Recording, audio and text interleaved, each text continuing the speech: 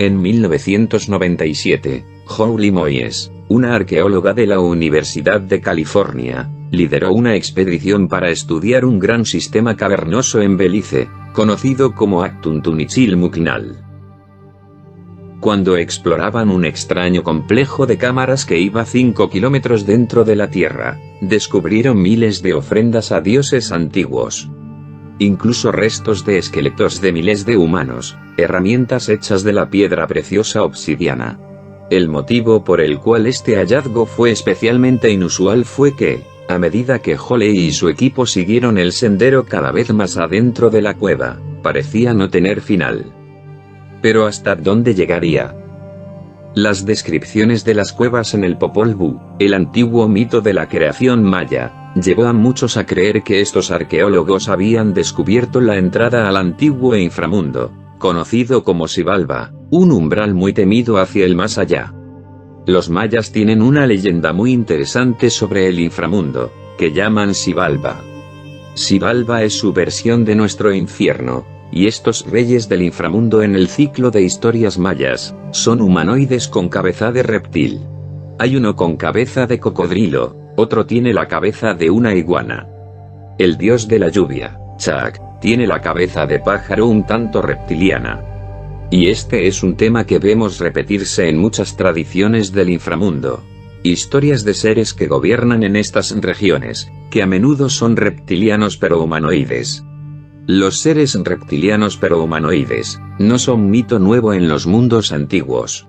Pero estos mitos sobre el mundo subterráneo son sencillamente folclore, o podría haber evidencia científica de que existen sitios habitables debajo de la Tierra. La teoría de la Tierra hueca existe hace muchos años, y es algo que ha comenzado a fascinar a la gente nuevamente. La teoría original se remonta 500 años atrás, y varias figuras históricas bien conocidas han hablado sobre esto. Isaac Newton fue uno de los defensores de esa teoría. La Tierra no es sólida ni por casualidad. La Tierra contiene un movimiento constante en su interior. Así que la idea de que existan grandes espacios dentro de la corteza de la Tierra, incluso tan abajo como el límite de la corteza, y que puedan ser habitables, no es descabellada. Hay muchos científicos hoy en día, científicos planetarios creíbles. Te dicen que cuando un planeta evoluciona, cuando se desarrolla, debe hacerlo de tal manera que el centro quede hueco. Ahora, si la propia Tierra es hueca o no por dentro, o si solamente se trata de cavernas internas muy grandes, quizás del tamaño de continentes enteros, lo desconozco. Pero lo que sí se puede decir, es que en las civilizaciones antiguas de todo el mundo, hay historias sobre la Tierra hueca. Relatan historias de una Tierra hueca. Se han descubierto mapas que muestran muchas de estas bases subterráneas conocidas como domos. Estas bases se encuentran en ubicaciones que parecieran tener grandes aberturas en lo profundo de la Tierra. Pero ¿cómo es esto? Porque ahora cualquiera puede descifrarlo porque tenemos acceso a datos de penetración. Estos datos nos muestran datos de cavernas en lo profundo de la Tierra, a veces de 1 kilómetro de profundidad. Y al observar los túneles militares que se superponen, pareciera que sabían dónde se encontraban, y construyeron los túneles en esos lugares, lugares antiguos, y los incorporaron a su propia red de bases. Cuando estudiamos las historias de creación de nuestro pasado, a pesar de las diferencias entre ellas, hay temas comunes que las unen a todas. Uno de los más obvios de estos temas comunes, es el de la existencia de otro mundo bajo el nuestro. Un mundo subterráneo del que emergieron todos nuestros ancestros. Este calendario, por ejemplo, es un calendario circular que muestra 4 glifos circulares que representa los 4 mundos del pasado.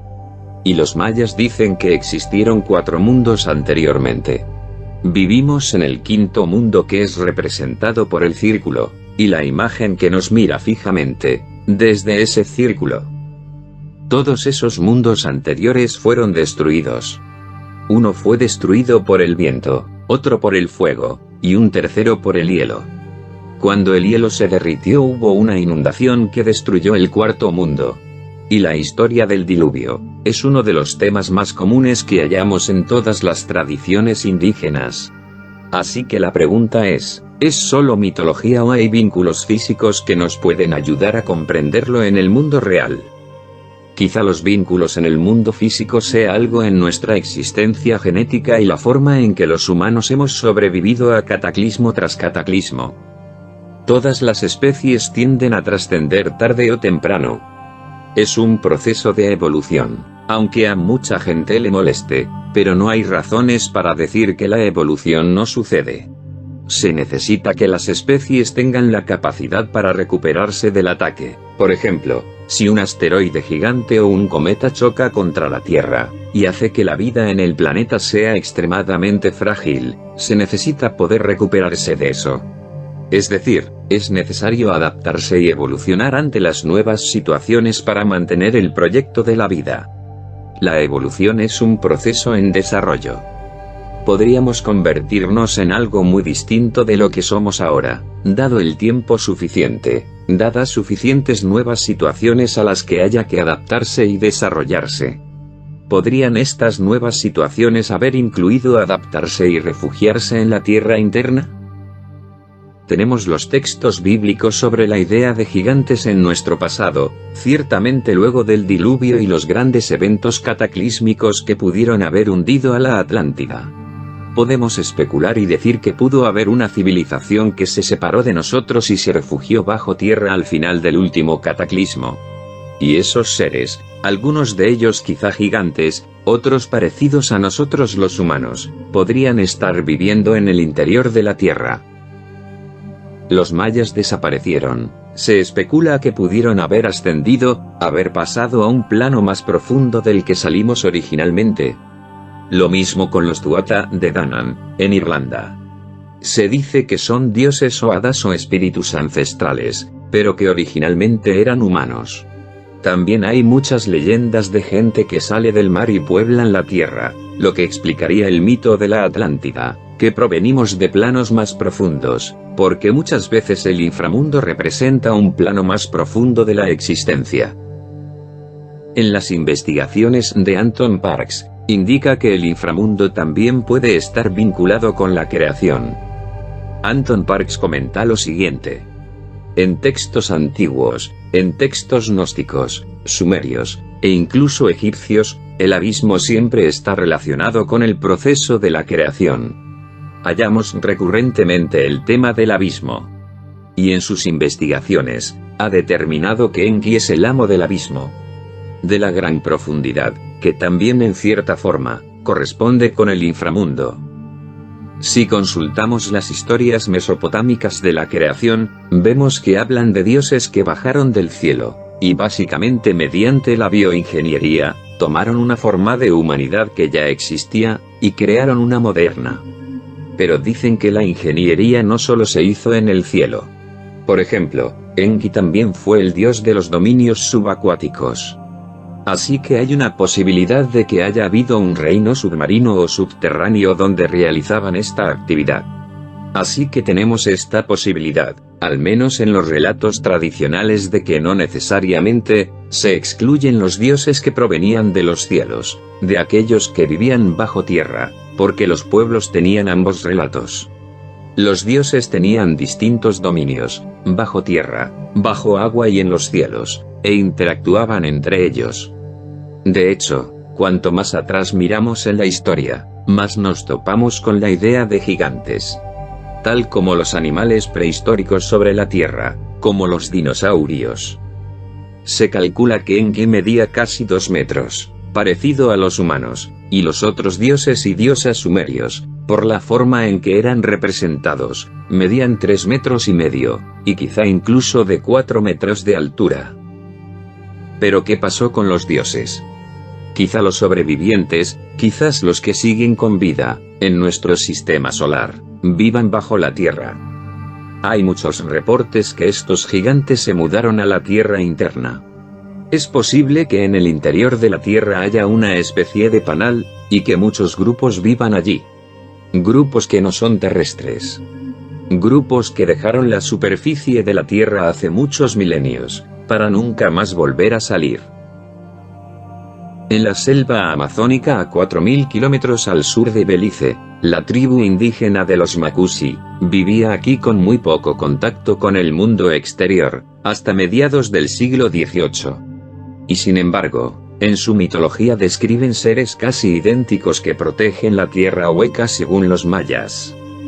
Tenemos esa tradición ancestral en Sudamérica que es muy interesante, de una tribu que dice ser la guardiana de la entrada de la tierra interna.